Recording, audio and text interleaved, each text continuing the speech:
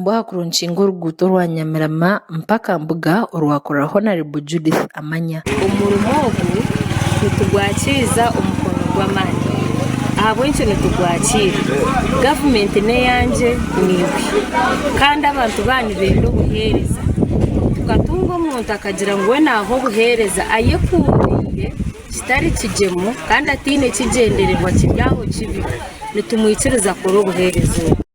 n'amabare tubasappotingira abantu bashara kilometers kishatu nangwa na n'imyanya y'ijana tabakarana mu tubasappotingireho na n'abarutoto nabo tubasappotingireho naganda amagomborora nago nagakatanda nzapfire tubasappotinga. Honorable Judith Amanya yasimwa abo korabera umburyo burwo kandi akakora uruguto rukugamba ko barwayeberwe kuteba budget y'ihanga kandi obwe rutari muringo murunji naba yaraba mateka gataruko koro rugudo utatumanyisi ako cyo kubanza cyabyona ezi zona projects ezikwatagine n'enguto ezikwatagine n'amarwaro ezikwatagine n'amashomero ezo zona ni programs za government ti hariho umuntu ngo na owningo rugudo as a person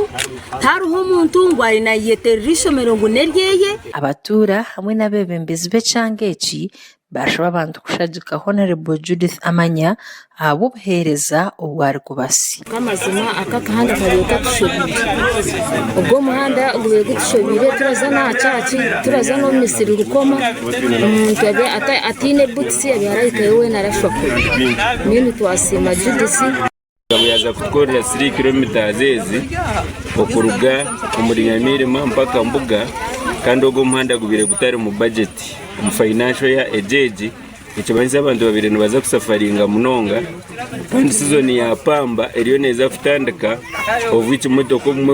obwire bwinji tizikora bakaconezera ba no kumanyangu aba bantu abari kuhereza batabaze kuyamba abantu babo bakatomushaho zabona no kubara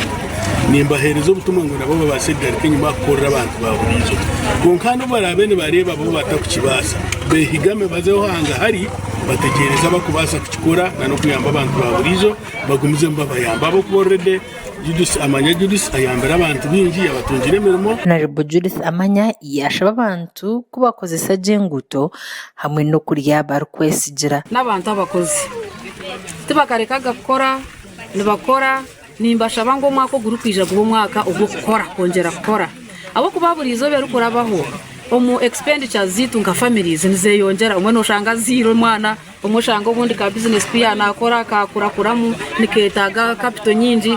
message y'indi kubahereza nk'abanyarubirizi umwako kutaza kutandika no gukora namani chapa na bidi abo kuba wakora namani noza kushanga expenditures za family fees abo kuba turintugara abana amashomero school fees ubundi medical care services nebindi no basa kubyeshaho uruguto rwakorwa nirwingana kilomita 3 gasha kwashira aine aba Sky Television omurubirizi.